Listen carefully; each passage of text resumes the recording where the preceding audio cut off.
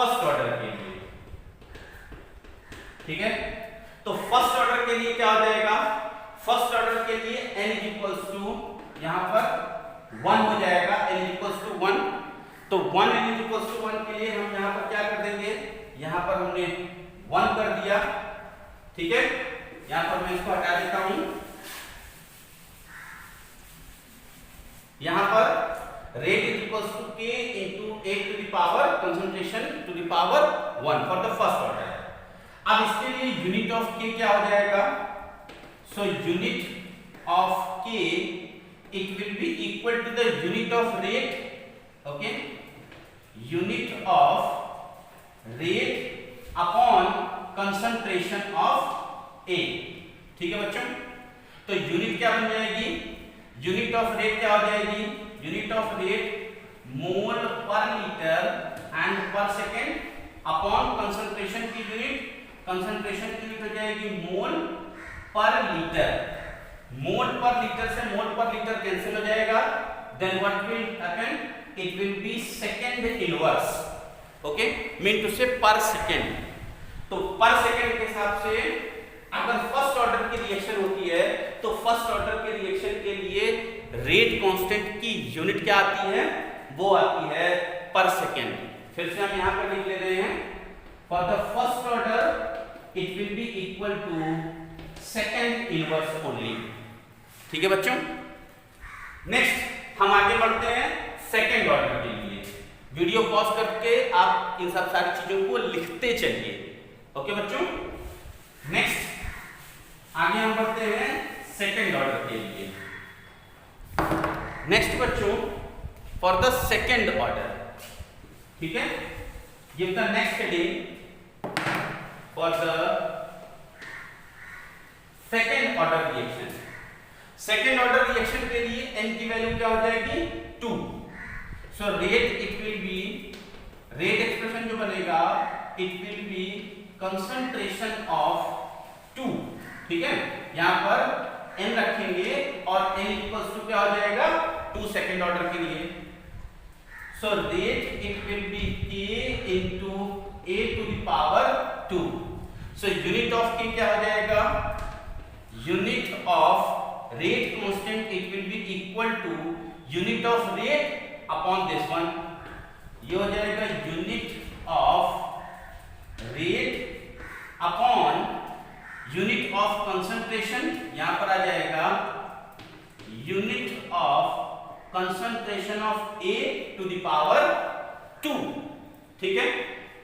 आगे क्या रखेंगे हम, आगे यहां से यहां रखेंगे, इसकी यूनिट क्या हो गई, इसकी यूनिट हो गई मोल पर लीटर पर सेकेंड अपॉन, ठीक है, upon unit of rate, unit of concentration mole per litre का स्क्वायर हो जाएगा। स्क्वायर मीन से 2 बार मोल per litre and mole per litre. तो एक बार यहां हम लिखेंगे मोल पर लीटर, ठीक है, इनटू मोल पर लीटर, क्योंकि 2 बार हो गया 2 टाइम्स। अब 1 मोल पर लीटर 1 मोल पर लीटर इससे कैंसिल हो गया, यहां क्या बच गया, second inverse upon mole per litre. मोल पर लीटर ऊपर जाएगा, लीटर की पावर -1 है, ऊपर जाके प्लस में हो जाएगा, मोल प्लस में ऊपर जाकर के माइनस में हो जाएगा। So it will be equal to the, हम इसे ऐसे लिख सकते हैं, litre mole inverse and second inverse. Now this will be the unit. So second order के लिए क्या हो जाएगा, सेकंड ऑर्डर के लिए हम इसको लिख सकते हैं, या मोल पहले ले सकते हो आप, मोल इनवर्स, ठीक है, mole inverse litre into second to the power -1। तो इस तरह से अलग अलग रिएक्शन के लिए रेट कांस्टेंट की यूनिट अलग अलग होती है, ठीक है बच्चों। आज हमने इस वीडियो लेक्चर में इतना डिस्कशन किया,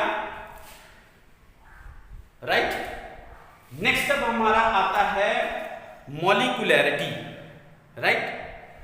मॉलिक्यूलैरिटी क्या होती है, मॉलिक्यूलैरिटी का मतलब यह है कि अलग अलग रिएक्शंस में कोई भी रिएक्शन है उस रिएक्शन में कितने टर्म्स आपस में, कितने मॉलिक्यूल्स आपस में एक साथ टकराते हैं और टकरा करके फिर वो कुछ न कुछ प्रोडक्ट बनाते हैं। ओके, मॉलिक्यूलरिटी भी हम यहां पर डिस्कशन कर ले रहे हैं।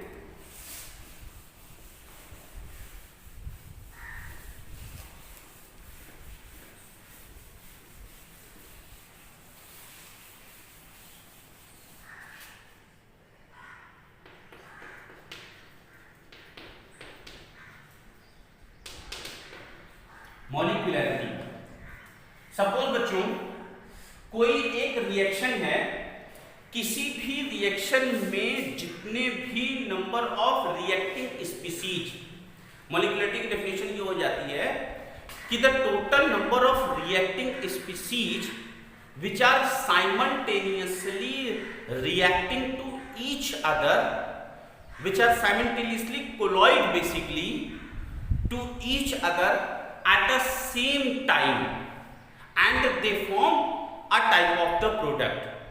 So the number of reacting species is known as the molecularity. अब अगर कोई एक ही रिएक्टेंट का एक मॉलिक्यूल किसी प्रोडक्ट में कन्वर्ट होता है तो ऐसे मॉलिक्यूलरिटी, ऐसे रिएक्शन को यूनिमॉलिक्यूलर रिएक्शन कहते हैं। फॉर एग्जांपल जैसे H2O2 ये कन्वर्ट होता है H2O प्लस हाफ O2 में। अब यहां पर ये एक ही मॉलिक्यूल है तो ये कैसी रिएक्शन हो गई? Unimolecular reaction. इसकी मॉलिक्यूलरिटी क्या हो जाएगी? 1। ठीक है। Number second, bimolecular reaction. जब दो रिएक्टिंग स्पीसीज आपस में एक साथ टकराती है, फॉर एग्जांपल जैसे H2I2 it is giving 2HI, तो एक ही समय पर H का मॉलिक्यूल, हाइड्रोजन का मॉलिक्यूल और आयोडीन का मॉलिक्यूल दोनों आपस में टकराते हैं। तो दो यहां पर मॉलिक्यूल आपस में टकरा करके कुछ प्रोडक्ट बना रहे हैं, then this type of the reaction is known as the bimolecular. इस रिएक्शन को क्या बोलेंगे? Unimolecular reaction. इसको क्या बोलेंगे? इसको बाइमॉलिक्यूलर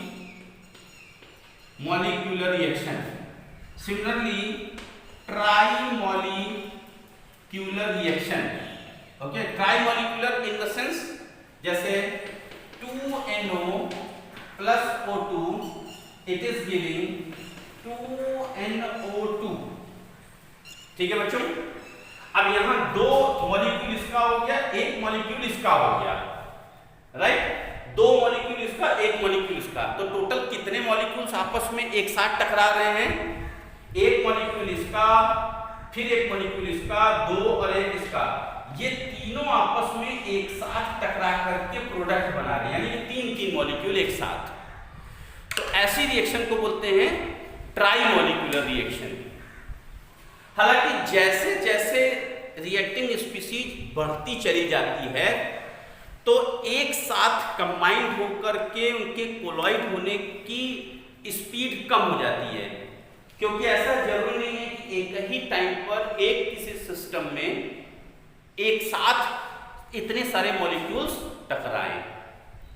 तो अगर कभी कभी फिर ये होता है कि कुछ मॉलिक्यूल टकरा करके कुछ बना दिए, कुछ टकरा करके कुछ बना दिए, फिर फाइनली लास्ट में रिएक्शन हुई।